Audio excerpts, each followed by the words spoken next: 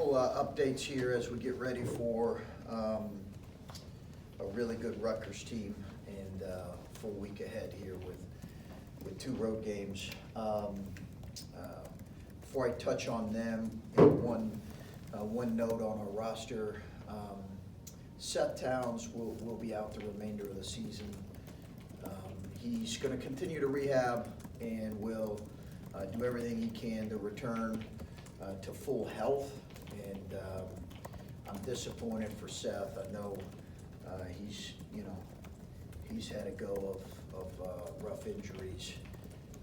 He's a terrific young man and has really worked at this thing. It's a separate injury from his knee. His knee is actually feeling considerably better, the best it's felt. This is more a back issue, and this was something that literally we just got news on in the last kind of 24 hours. So up until that point, we assumed that he was going to be able to return at some point. As far as Rutgers, tremendous respect for them. I think they're talented and really well coached, and they are just tremendous at home. They're a good team regardless. Home, road, they fight you. Home, road, but they're obviously an elite team at home. When you look at who they've beaten, their scores, the quality of their play, it's really as challenging of an environment on the road as really you'll see in this league, both because of how tough and physical and aggressive they play. They have an elite defense, their talent level, how well coached they are, the whole challenge. So it'd be a great challenge for us, and obviously we've got a full week here, but I want to specifically talk about our first game. Chris, with Seth, was there a setback, or was it just couldn't get to where? Yeah, I think the doctors just said, hey, let's just shut you down and focus on rehab. That's what that was they evaluated him early this week, within the last, I think, 24, 36 hours, and that's the evaluation they made. There was no setback. Okay.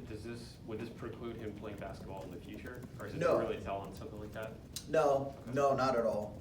Not at all. I think that'll be his decision. No, I don't. This is not a career ending.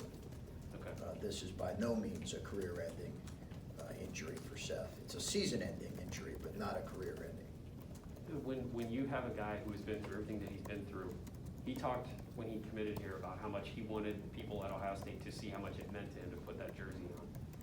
How have you got an appreciation for, the fans haven't gotten to see maybe as much as I'm sure he would like, but I'm sure you probably have some appreciation for what he's had to battle through just to try to get out there. How much has it meant to him that you've seen to have this chance here? Well, I think that's a real thing for the young man and his family. I think it's a real thing for him to put on a Buckeye uniform and to represent it. It matters to him. He said that when he committed. It was true when he committed. It's been true every day since. He really meant it. It's important for him to represent this university. It means something to him. He's a Columbus kid, and I'm optimistic that his days in a Buckeye uniform aren't over. I really am. But for him, it's disappointing that he didn't get a chance to get out there with his teammates this year and perform, because he worked all summer for that. Again, I think there'll be, I'm optimistic there'll be brighter days for him. Obviously, you've been without Seth and Justice for a while, and you've been holding out hope kind of over the course of these past few months. But does this kind of bring? Were you planning for this? Was this something that you kind of expected in terms of the depth of your roster planning without them or No. without Seth? Or Yeah, no, I mean, you never plan for. Seth and Justice were both critical for our team last year, and certainly for the success. They both played important roles kind of the season we had, particularly in January in our Big Ten tournament run. So I think they both weren't feeling, great towards the end of the year, but they were important contributors. So you never plan on not having two integral guys. We planned in the offseason for both of those guys. But fortunately, we've had other guys that have raised their level and stepped up and been added to our roster that's given us some depth to be able to absorb some of this. But Seth and Justice there's been no decision on Justice right now. Okay. It's just, I don't think you ever planned for two situations where you have guys out this long. Yeah, I'm just curious, I mean, especially with Seth, the severity in him working back from this injury. Over the past few months, have you seen kind of I guess, have you been planning to use the depth or were you expecting Seth to come back, or were you expecting? Yeah, I was under the assumption up until early this week that he was gonna return. Okay. Yeah. Chris, what sort of just basketball activities had Seth been doing in like the last couple of weeks, maybe just to give us an update on what he had been doing? It was a lot of rehab. He had been done some shooting, some light workouts, some light individual skill workouts, a lot of shooting, a lot of one-on-one individual skill workouts, but. Have you ever had something like this in your career where you had a plan of two guys that were so integral to what you did last season, and were looking forward to using them in a bigger way, and then had to change that plan mid-season and repeatedly change that from news that you get as the season progresses? Yeah, no, I haven't. Thank goodness. This is my first experience of that level of, you certainly would win in the season saying both of those guys are, Justice was a starter at the wing. Seth was, by all accounts, kind of certainly in your top 8. So to have two in your top 8 that really haven't touched the floor yet, no, that's the first time. Certainly for me as a head coach, really more as an assistant for that matter.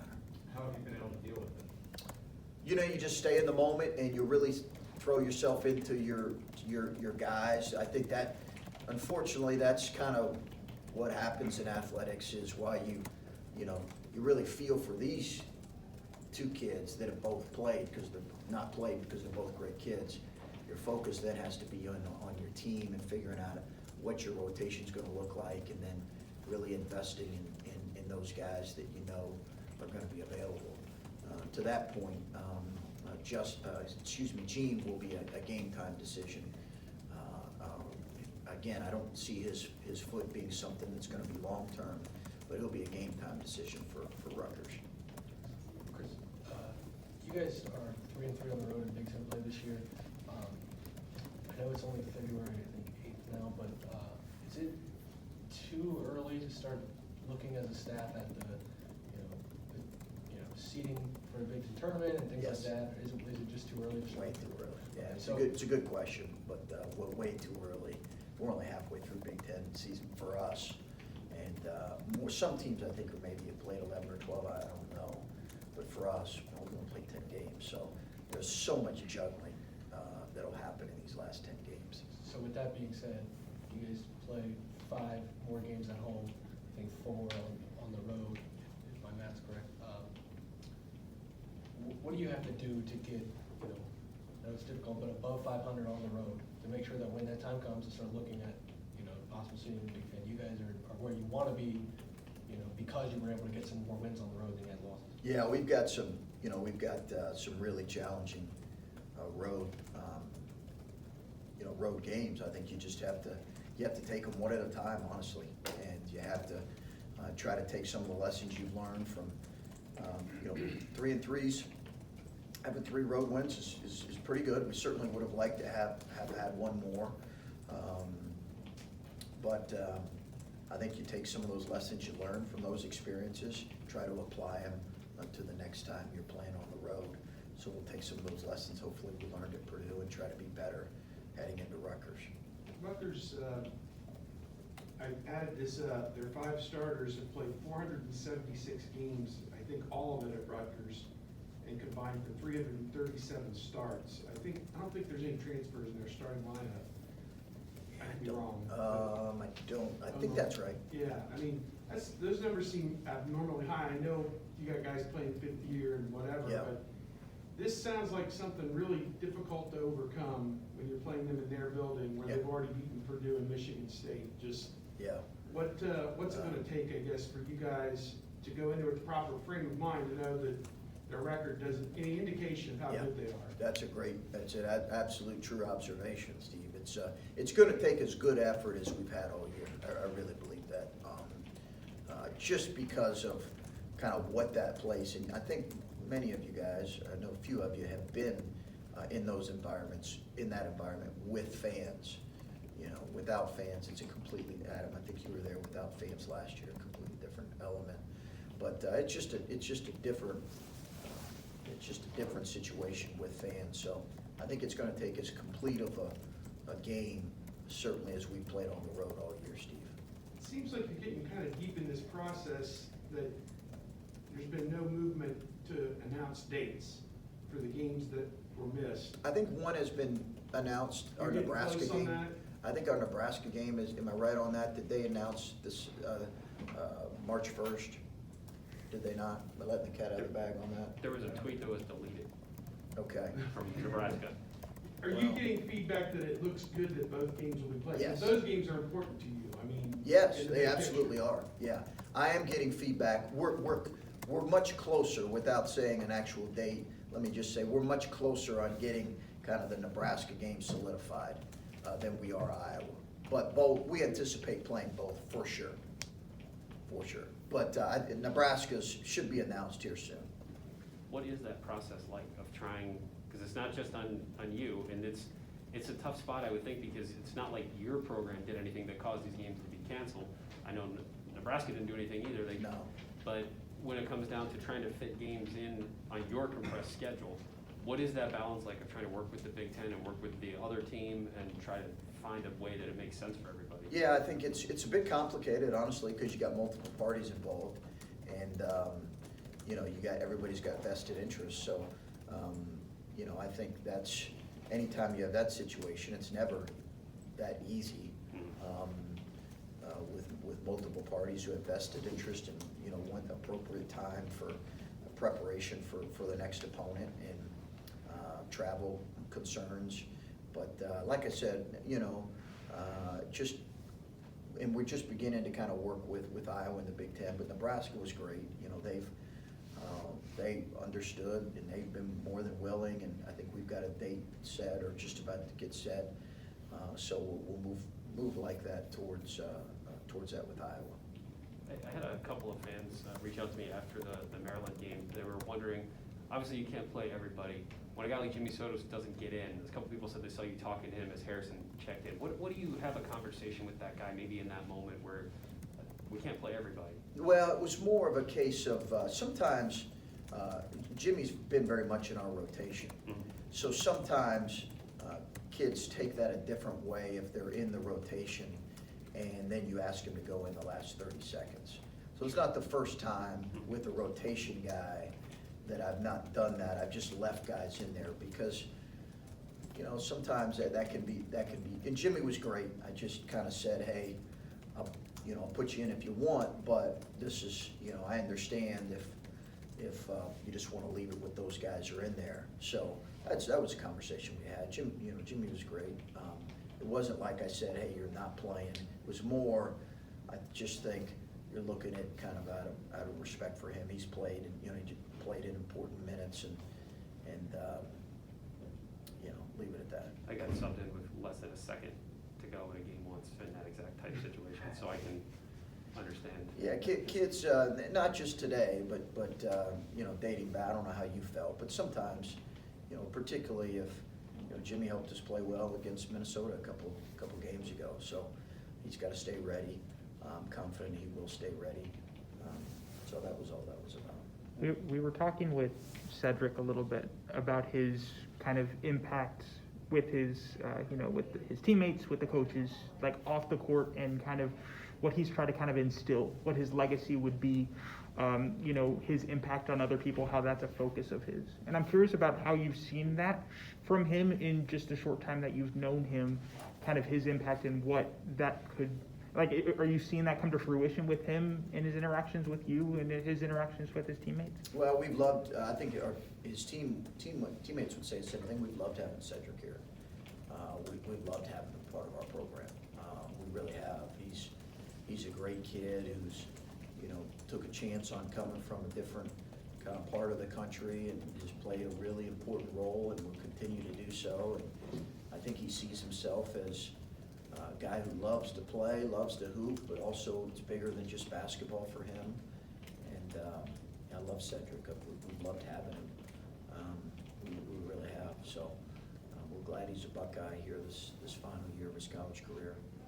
He told us, if I can't create value in anyone else's life, then what am I here for?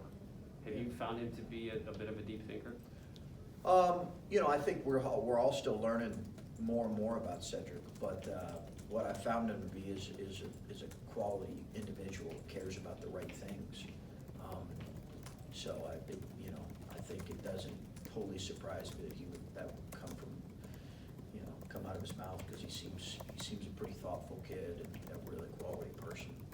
Coach, can you speak to the challenge of having to play all these games in a short period of time here, but also not wanting guys to get run down or worn down when you have had some injury issues here with Yeah. several different guys, and obviously that was a huge point of emphasis for you last season with how things ended up at the end of the Big Ten tournament. Yeah, I think you have to ask me here in a couple weeks. I'll have a better feel then, kind of how, as we're going through it and as we're in the midst of it, I do think I'll have a better feel as to some things that I'm going to need to adjust or would need to adjust or tweak as a staff, because I've just not ever been through a stretch like this of games where they're coming at you, 3 a week, every third day. So I'll have a better feel in a couple weeks as far as how I feel like maybe the toll it's taking on our guys. And like I said, hopefully we can get, Gene back here soon and get to a little more full health. Chris, you talked earlier in the season about guys just needing reps, and you scheduled IUPUI for that reason. Yeah. But to see Eugene go from needing reps to starting to really carve out a nice role to this little setback here, I know you said it's not long-term, but what can that do, to a guy, and how do you prevent it from doing something to him? Yeah, I mean, it can be really frustrating I'm sure. I'm sure it can be really frustrating for him. It's frustrating for us as coaches because we felt the same way. We wanted to continue to see Gene kind of stay in that rhythm because he was so important for us. But again, I don't anticipate him being out long. I think it's a frustrating thing for him. He'll bounce back. He'll be fine. How quickly he gets back into the rhythm that he was, time will tell. But I'm optimistic that once he gets through this, he can remain